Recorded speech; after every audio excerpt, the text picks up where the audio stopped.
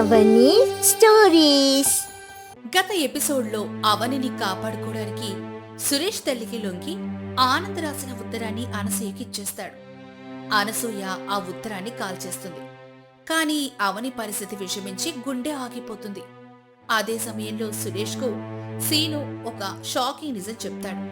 అనసూయ కాల్చింది కేవలం xerox copy అని, అసలైన లెటర్ తన దగ్గరే ఉందని. ఆ సమయంలో ఆస్పత్రి ఐసీయూలో వాతావరణం ఉద్రిక్తంగా మారింది. సురేష్, సీను ఆందోళనగా ఉన్నారు. అమ్మాయి లే, ఆ రాక్షసి గెలవకూడదు, నువ్వు లేవాలి. అవని, నువ్వు వెళ్ళకూడదు, నేను గెలిచానవని. మన దగ్గర సాక్షి ఉంది, దయచేసి కళ్ళు తెరు. డాక్టర్ ఏదో ఒకటి చెయ్యండి. అలా చెప్పి సురేష్, సీను ఐసీయూ బయటకు వచ్చి భయంతో వణికిపోతున్నారు. డాక్టర్, నర్సుల సాయంతో ఐసీయూలో అవనిని పరిశీలిస్తూ ఉన్నారు. వైద్యం పూర్తయింది. డాక్టర్ ఐసీయూ నుంచి బయటకు వచ్చి షీఈస్ బ్యాక్ అని చెప్తాడు. సురేష్ ఆనందంతో దేవుడికి దండం పెట్టుకుంటూ thank you God, thank you. Seenu, Suresh ఇద్దరి కళ్ళల్లో ఆనంద బాష్పాలు. బాబు గారు, అవని గారు గెలిచారు. ఇక గెలవాల్సింది మనమే. అనసూయ గారికి అసలైన షాక్ ఇవ్వాల్సిన టైం వచ్చింది. సురేష్ కళ్ళల్లో నిప్పులు కురిపిస్తూ, అవును సీను, అవని కోలుకోగాని ఈ నాటకానికి ముగింపిస్తాను. ఈసారి మా అమ్మ గుండె ఆగినా సరే నేను మాత్రం ఆగను. 3 రోజుల తర్వాత ఉదయం 10 గంటలు జూబ్లీహిల్స్ లోని అనసూయ ఇల్లు. ఇల్లంతా పూలతో అలంకరించింది. బయట మీడియా వ్యాన్లు కూడా ఉన్నాయి. అనసూయ చాలా దర్జాగా తయారైంది. అనసూయ, నీ తెలివికి దండం పెట్టాలి. ఆనంద్ వర్ధంతిని ఆనంద్ మెమోరియల్ చారిటీ ట్రస్ట్ ప్రారంభోత్సవంగా మార్చావు. మీడియా మొత్తం వచ్చింది. ఇప్పుడు నీ పరువు ఆకాశంలో ఉంటుంది. పరువును కాపాడుకోవాలంటే ఇలాంటి ట్రిక్సే ప్లే చేయాలి రాజీ.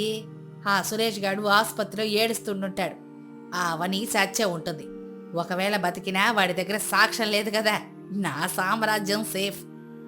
అప్పుడు ప్రారంభోత్సవానికి వచ్చిన మీడియా రిపోర్టర్ ఇలా అంటాడు. మేడం, లైవ్ స్టార్ట్ అవుతోంది, మీరు స్టేజ్ మీదకి రండి. గెస్ట్ అందరు వచ్చారు. అనసూయ స్టేజ్ మీదకెక్కి మైక్ తీసుకుంది. కెమెరాలన్నీ ఆమె వైపే ఉన్నాయి. నమస్కారం. ఈ రోజు నా పెద్ద కుమారుడు ఆనంద్ జ్ఞాపకార్థం పేదోళ్ల కోసం ఈ ట్రస్ట్ని స్థాపిస్తున్నాను.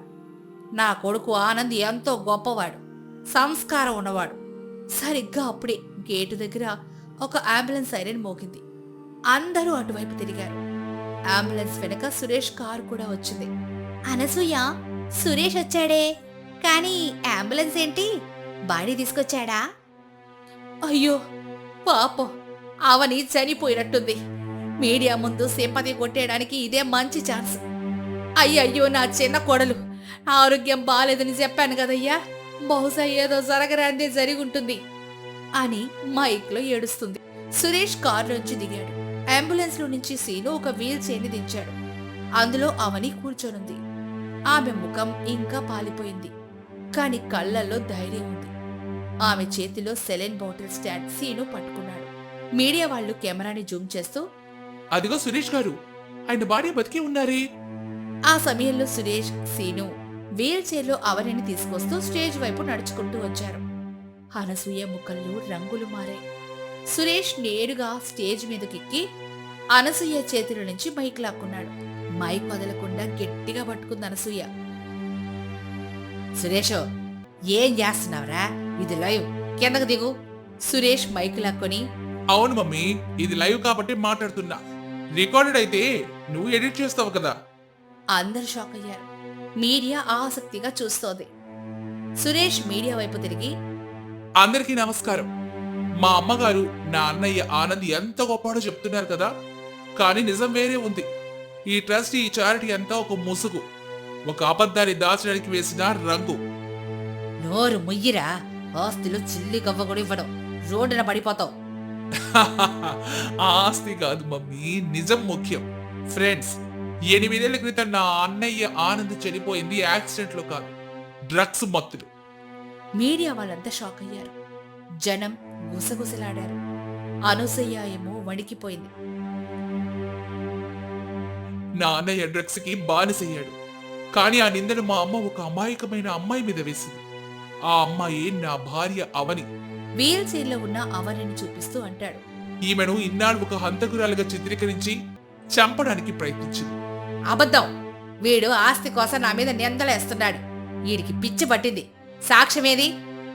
అప్పుడు సీను ముందుకొచ్చి, సాక్ష్యం ఇదిగోండి మేడం. అప్పుడు సీను జేబులోంచి ప్లాస్టిక్ కవర్లో ఉన్న ఆనంద్ లెటర్ తీసి పైకి చూపించాడు. అనసూయ షాక్తో, అది అది నేను కాల్ చేశానుగా. నువ్వు కాల్చింది జెరాక్స్ కాపీ మమ్మీ, ఒరిజినల్ ఇదిగో. ఇందులో ఆనంద్ అన్నయ్యే స్వయంగా రాశాడు. నేను డ్రగ్స్ అడిక్ట్ ని, అవని దేవత.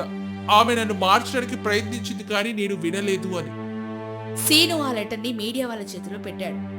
నిజం బట్టబయలైంది. మీడియా అనసూయను ప్రశ్నలతో ఉక్కిరి బిక్కిరి చేస్తోంది. మీరు సొంత కొడుకు నిజాన్ని దాచి కోడల్ని వేధించారా? ఆమెను చంపడానికి ప్రయత్నించారా? అంటూ ప్రశ్నల వర్షం కురిపించారు. కాదు కాదు, అబద్ధం. ఆ లెటర్ ఫేక్, అవని ఫేక్ అంటూ పిచ్చిదానిలాగా అరుస్తోంది. చాలు మమ్మీ, ఇంకా నటించకు. నీ పరువు, నీ హోదా, నీ గర్వం అన్నీ ఈ రోజుతో అంతమయ్యాయి. నువ్వు ఓడిపోయావు. సురేష్ స్టేజ్ దిగి అవని దగ్గరికి వెళ్ళాడు. అవని కళ్ళల్లో నీళ్లు తిరిగాయి. ఆమె సురేష్ చేతిని గట్టిగా పట్టుకుంది. ఏవండి, థ్యాంక్ యూ. థ్యాంక్స్ నాకు కాదవని, మన సీనుకు చెప్పు. వాడు లేకపోతే ఈరోజు మనం లేం. వాడు దొంగగా ఇంట్లోకి వచ్చి మనకి ప్రాణభిక్ష పెట్టాడు. అప్పుడే అక్కడికి పోలీసులు వచ్చారు. కానీ ఈసారి సిఐ రుద్ర కాదు, డీసీపీ వచ్చారు. రుద్రని సస్పెండ్ చేసినట్లు, అనసూయను విచారణకు తీసుకెళ్తున్నట్లు చెప్పారు. అనసూయ సురేష్తో, సురేషు, ఎంత పని చేశావురా? కన్న తల్లిని జైలుకు పంపిస్తావా? నీకు ఈ ఆస్తి దక్కదు, ఈ ఇల్లు దక్కదు. శపించెళ్తున్నాను. నీ ఆస్తి, నీ ఇల్లు నాకు అక్కర్లేదు మమ్మీ. అందులో క్రూరత్వం తప్ప ప్రేమ లేదు. నేను ఈ ఇంటిని వదిలేస్తున్నాను. ఆ సమయంలో అనసూయను పోలీసులు తీసుకెళ్లారు. గెస్ట్లందరూ వెళ్ళిపోయారు. ఇల్లు నిర్మానుష్యంగా మారింది. సురేష్, అవని, సీను వీళ్ళు మాత్రమే గేటు దగ్గరున్నారు. అప్పుడు సురేష్ తండ్రి అక్కడికి వస్తాడు. సురేషు, వెళ్ళిపోతున్నావా నాన్న? అవును డాడీ. ఈ ఇంట్లో గోడలు మనుషుల కంటే ఎక్కువ మాట్లాడతాయి. ఇక్కడ ఉండలేను. నేను పిరికివాడిని నాన్న. మీ అమ్మకు భయపడి ఇన్నాళ్ళు మౌనంగా ఉండిపోయాడు. కానీ ఈరోజు నువ్వు చేసిన పని చూసి గర్వపడుతున్నాను. ఎలు నాన్న, బతుకు. కానీ ఖాళీ చేతులతో ఎలా వెళ్తావు? ఖాళీ చేతులు కావు డాడీ. నా దగ్గర నా భార్య ఉంది. నన్ను నమ్ముకున్న స్నేహితుడు సీను ఉన్నాడు. నా ఆత్మవిశ్వాసం ఉంది. అంతకంటే ఏం కావాలి? అలా సురేష్ అవనిని తీసుకుని సీనుతో కలిసి ఆ పెద్ద ఇంద్రభవనం గేటు దాటి బయటకొచ్చాడు. వెనక్కి తిరిగి చూడనే లేదు. అది 1 సంవత్సరం తర్వాత వసంతకాలం. హైదరాబాద్ శివాలలో ఒక చిన్న పెంకుటిల్లు. ఇంటి ముందు చిన్న తోట. అక్కడ రంగురంగుల పూలు పూసున్నాయి. అవని పూర్తిగా ఆరోగ్యంగా ఉంది. ఆమె మొక్కలకు నీళ్లు పోస్తోంది. సురేష్ చిన్న ఆర్గానిక్ ఫుడ్ బిజినెస్ ని స్టార్ట్ చేశాడు. అవని, గుడ్ న్యూస్. మన ఆర్గానిక్ ఫుడ్ బిజినెస్ కి ఫస్ట్ పెద్ద ఆర్డర్ వచ్చింది. నిజంగానా? చాలా మంచి వార్తండి. లోపలుంచి సీను కూడా వచ్చాడు. అతనిప్పుడు ఆ ఇంట్లో ఒక కుటుంబ సభ్యుడిగా, సురేష్ బిజినెస్ పార్ట్నర్గా ఉన్నాడు. బాబుగారు, స్వీట్ తేవాలి కదా మరి. ఊరికే చెప్తే ఎలా? తెచ్చానురా దొంగ మొహ. ఇదిగో జిలేబీ. ముగ్గురు కలిసి ఇంటి వరండాలో కూర్చొని స్వీట్లు తింటున్నారు. వాతావరణం చాలా ఆహ్లాదకరంగా వెచ్చగా ఉంది. ఏవండి, ఒక్కసారి వెనక్కి చూస్తే ఏమనిపిస్తుంది? ఆ పెద్ద బంగ్లా, ఆ ఏసీ గదులు మిస్ అవుతున్నారా? ఆ ఇంట్లో డిసెంబర్ చలి మాత్రమే కాదు, మనుషుల మనసులో కూడా చలి ఉండేదవని. కానీ ఈ చిన్నింట్లో ఎప్పుడూ వసంతమే. ఇక్కడ ప్రేమ ఉంది, నమ్మకం ఉంది, స్వేచ్ఛ ఉంది. మరి ఆ అనసూయ గారు, ఆవిడ బెయిల్ మీద బయటకు వచ్చారు. ఆ పెద్దింట్లో ఒంటరిగా ఉన్నారు. ఆస్తులున్నాయి, అంతస్తులున్నాయి. కానీ అమ్మ అని పిలిచే కొడుకు లేడు, సేవ చేసే కోడలేదు. ఆ చలి ఆవిడ ఎప్పటికీ వదలదు. అవని ఆకాశం వైపు చూస్తూ, పాపం ఆనంద్ గారు కూడా ఇప్పుడు శాంతిగా ఉండుంటారు. ఆ సమయంలో ఆ చిన్న ఇల్లు సూర్యకాంతిలో మెరుస్తూ కనిపిస్తుంది. ధనం ఉంటే ఇల్లు కట్టొచ్చు, కానీ కుటుంబం కట్టలేం. మంచు కురిసే వేళలో మనసు కరగకపోతే ఆ బ్రతుకు ఎప్పటికీ చలికాలమే. ప్రేమ నమ్మకం ఉన్న చోట పేదరికం కూడా పండుగలాగా మారుతుంది. ఇది మంచు కురిసే వేళ మనసు కరిగిన కథ. గత ఎపిసోడ్లో అత్త అనసూయ క్రూరత్వానికి బలైన అవని ఎముకలు కొరికే చలిలో టెర్రస్ మీద బంధించబడింది. స్పృహ కోల్పోయిన అవనిని కాపాడటానికి ఒక అజ్ఞాత వ్యక్తి చీకట్లో టెర్రస్ మీదకు దూకాడు. ఆ రోజు రాత్రి 11:30 టెర్రస్ మీద దట్టమైన మంచు. అవని స్పృహ లేకుండా ఒక మూలన పడుంది. గోడ దూకి లోపలికొచ్చిన వ్యక్తి పేరు సీను. అతడు ఒక చిల్లర దొంగ. ఈ ఇంటికి కన్నం వేయడానికి వచ్చాడు. అప్పుడు సీను తనలో తానే, అబ్బా, ఈ జూబ్లీ హిల్స్ బంగ్లాల గోడలు ఎంతెత్తుంటాయో, దూకేసరికి నా నోడు విరిగింది. ఈ ఇంట్లో ఆ ముసలిది గనక బంగారం అంతా బీరువాళ్ళ పెట్టుంటే ఈ రాత్రి నా దశ తిరిగినట్టే. సీను నెమ్మదిగా అడుగులేస్తూ టెర్రస్ తలుపు వైపు వెళ్తున్నాడు. అప్పుడే అతని కాలుకి మెత్తగా ఏదో తగిలింది. ఉలిక్కిపడి టార్చ్ లైట్ వేశాడు. అక్కడ అవని నీలం రంగులోకి మారిపోయి ముడుచుకొని పడి ఉండడం చూసి షాక్ అయ్యాడు. అమ్మో, ఎవరిది? అయ్యయ్యో, ఆడపిల్ల. ప్రాణం ఉందా లేదా? ఏంటి ఈ అమ్మాయి ఐసు ముక్కలైపోయింది? ఈ చలిలో ఇక్కడేం చేస్తోందో? సీను అవని ముఖం మీద లైటేస్తాడు. ఆమె కనురెప్పలు కదలడం లేదు. చేయి పట్టుకొని చూస్తాడు. అది మంచు గడ్డలాగుంది. ఛీ, దేవుడా, దొంగతనం చేయడానికి వస్తే శవాన్ని చూపిస్తున్నావేంటి? లేదు లేదు, ఇంకా గుండె కొట్టుకుంటోంది. కానీ చాలా మెల్లగా ఉంది. ఏ అమ్మాయి, లే, కళ్ళు తెరువు. ఆవని నుంచి ఎలాంటి స్పందన లేదు. సీను ఏమో చుట్టూ చూస్తాడు.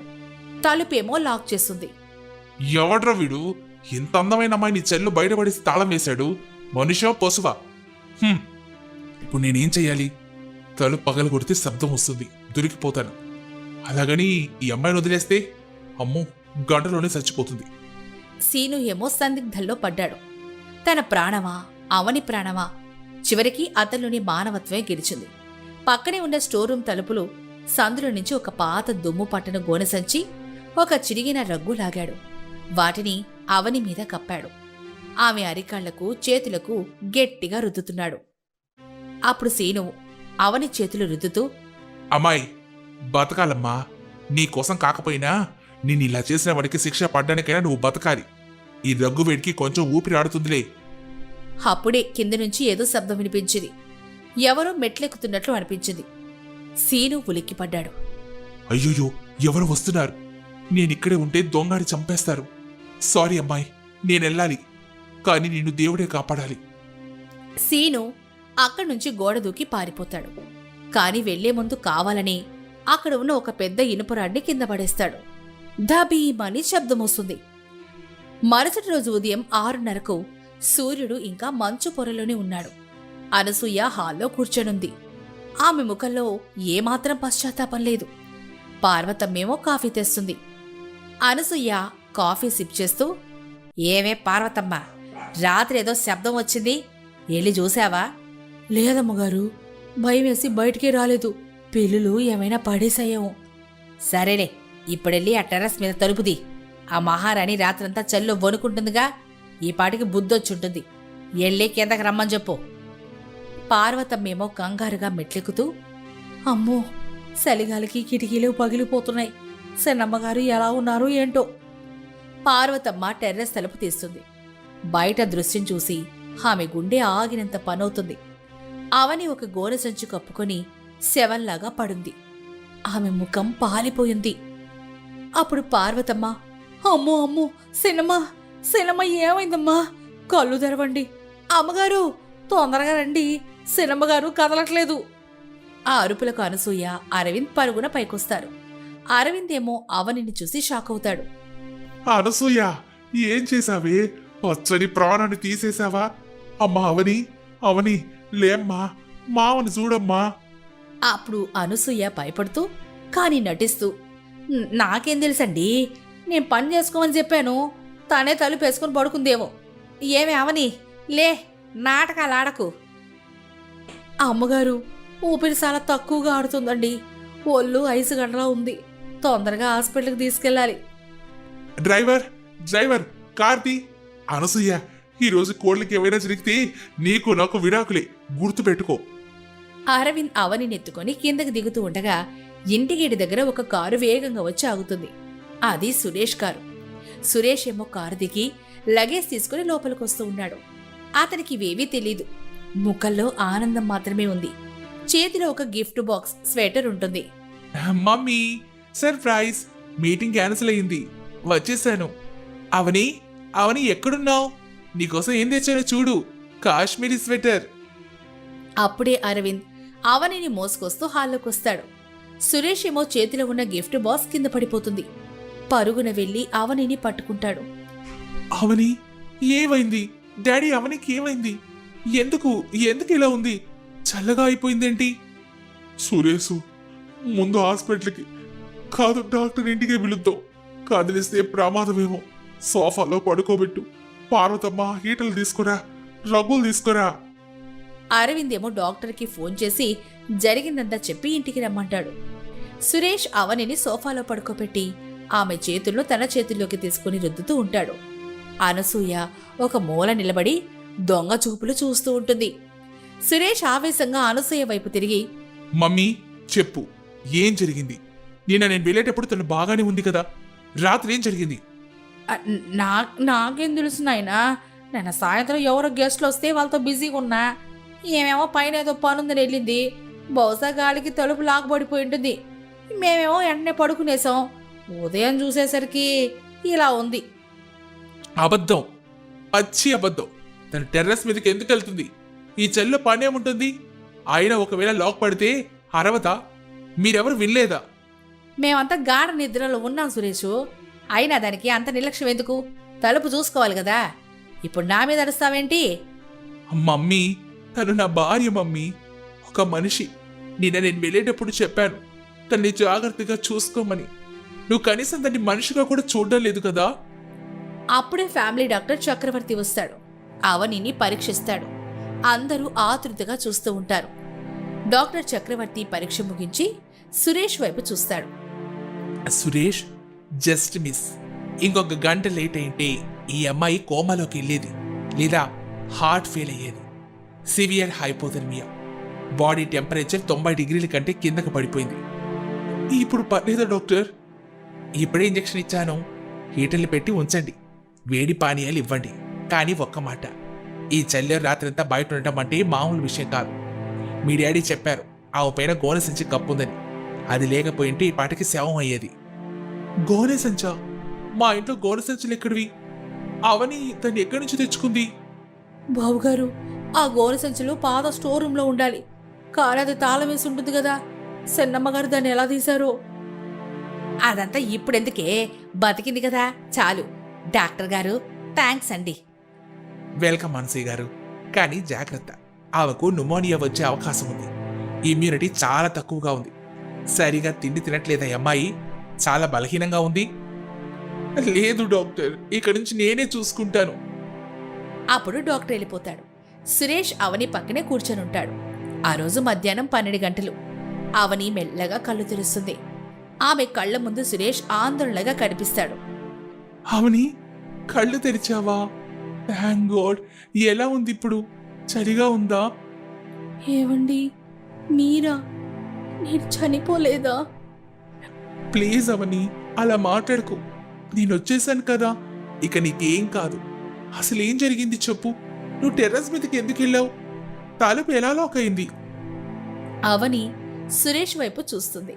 తర్వాత దూరంగా నిలబడి కోపంగా చూస్తున్న అనసూయ వైపు చూస్తుంది. అనసూయ కళ్ళల్లో నిజం చెప్తే చంపేస్తా అనే బెదిరింపు కనిపిస్తుంది. అవని భయపడిపోతుంది. అది అత్తయ్య గారు పని చెప్పారు.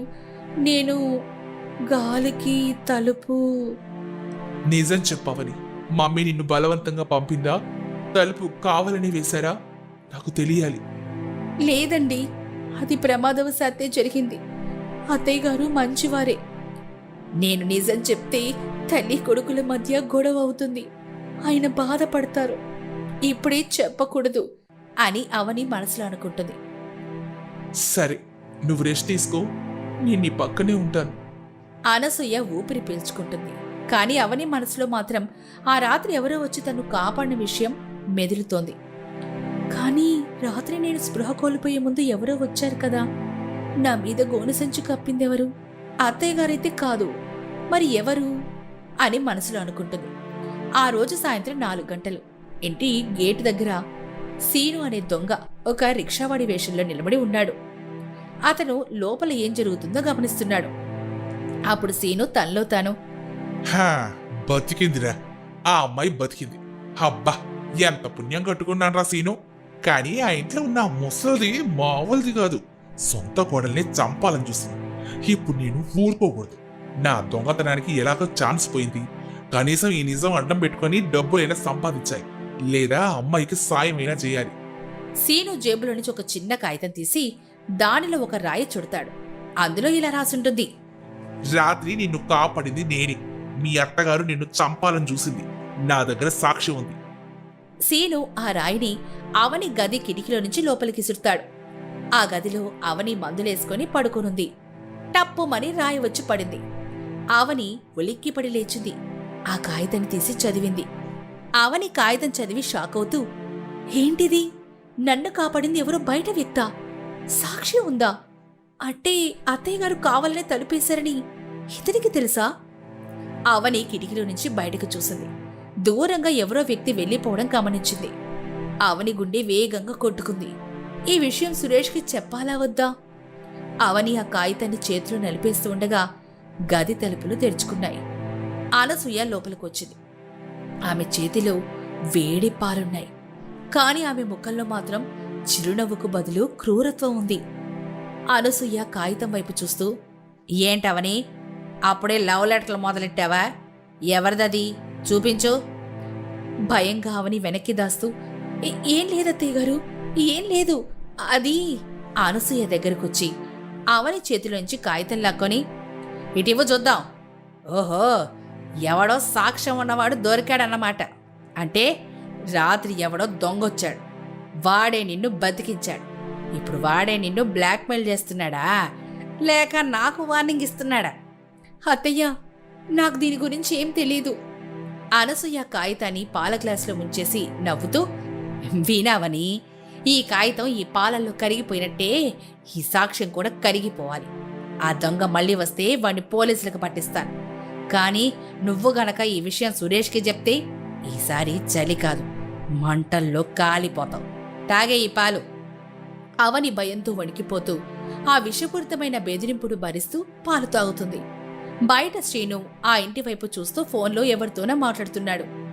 అన్నయ్య, జూబ్లీ హిల్స్ ఒక బేరం ఉంది, కానీ ఇది దొంగతనం కాదు, అంతకంటే పెద్ద డీల్. ఆ ముసలిదాన్ని ఓడించాలంటే మనం స్కెచ్ చెయ్యాలి. రేపు కలుద్దాం. సీను వేయబోయే మరి ప్లాన్ ఏంటి?